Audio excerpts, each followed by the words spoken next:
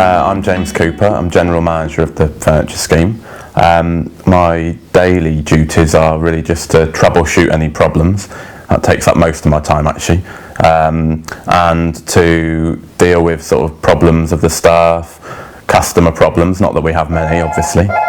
Each site has its own site manager, but they report to me, and I keep a close eye on it, especially on the retail, on the sales side of things, because without the sales we really wouldn't have anything.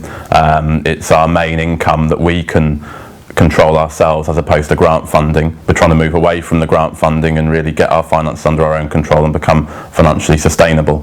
That links in nicely actually to our social enterprise project, which is how I initially came to the Furniture Scheme as an admin assistant on that project. It was lottery funded, and we were looking to help other organisations become more financially sustainable. It's something really we should be listening to our own advice really, because we need to do it as well, but I think we're pretty good. We're about 75% financially sustainable, but obviously over the next few years we want to push that up to about 100%, well 100%, yeah. I suppose my other responsibilities are the finance. Every day I check the accounts, make sure we've got enough money to pay the staff, which we usually have, and just to look at how we can make more money. As sort of cold-hearted as that sounds, it's the bread and butter of what we do. We need to be able to do all the great things we do. We need money. We subsidise the referrals and some of the training, but to do that we need money. So that's a constant battle to try and find the money.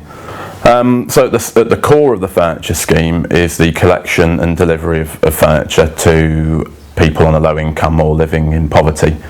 So I have a range of training in a diverse range of subjects, as well as the training we have retail.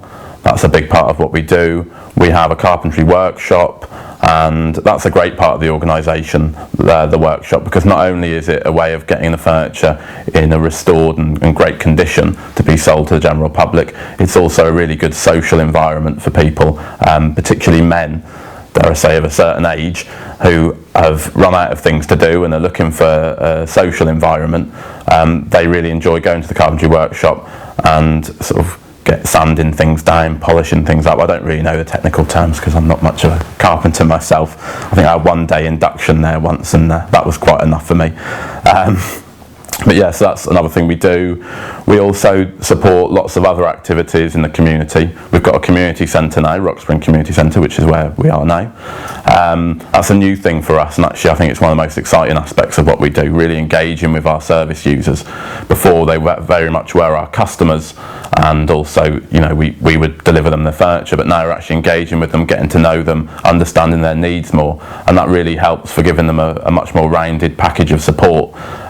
Often they will come to us and, you know, tell us what activities they want to do. We're not having to force things upon them, and because we've been in and around the community for such a number of years, well 18 years, they've got that trust for us, and I think that's absolutely crucial to what we do, that we are trusted in the community. We've got around, it changes all the time, but we've got around about 25 staff, some part-time, some full-time, as well as we also buy in some support from consultants and freelance staff.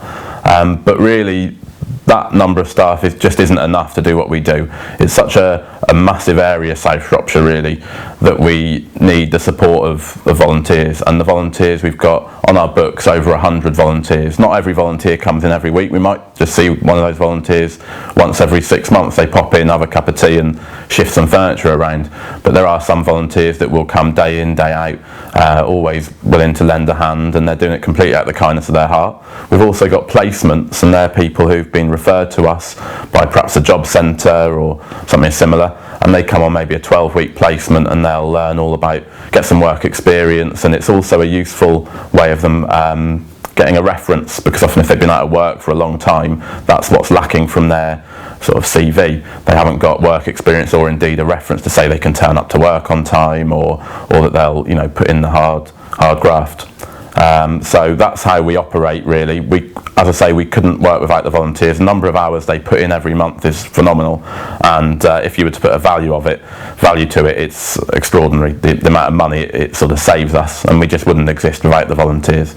I actually run tours around the furniture scheme, each site, for interested people. That might just be someone locally who wants to know more about what we do, but more often than not it's another community group or charity who are looking to expand on what they do and perhaps diversify, because we've got a reputation, thanks, it pains me to say it, but probably to Jean, who was a social enterprise ambassador and obviously now has her MBE for services to social enterprise. But she's really boosted our profile. On the back of that, people are coming to us and asking for more information about what we do. So I'll take them on a tour of the warehouse, or reuse centre as we now call it, to the carpentry workshop, to the Renaissance Centre, introduce them to staff and volunteers and tell them everything about what we do.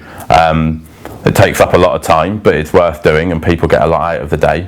However, part of doing this talk now, these videos, is to really allow people to learn more without having to come and see us, although we always welcome people to visit us, because we learn as much from them as they do from us, really. And it's just a great way to sort of explore ideas and look at how people are doing things differently to us. The future's really exciting, I think, for the furniture scheme. I've been with the scheme for coming up for 3 years, and just in those 3 years things have moved on dramatically, really. We've expanded, as I said, into the community centre side of things, and we're being constantly asked to do more and more. And with the local authority cuts, I think we now are one of the obvious choices in the area to come to if they need train delivered or any services delivered, really.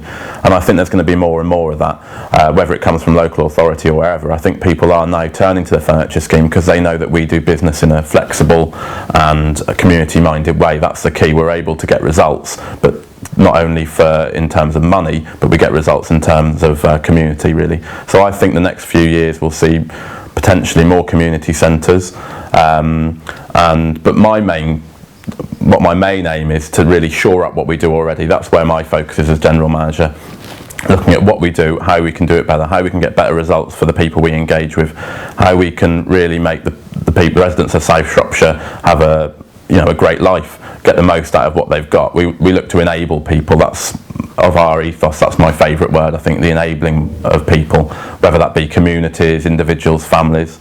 And I really enjoy that element of what we do, just seeing people given that chance that they've not been given before and really making the most of their potential, really.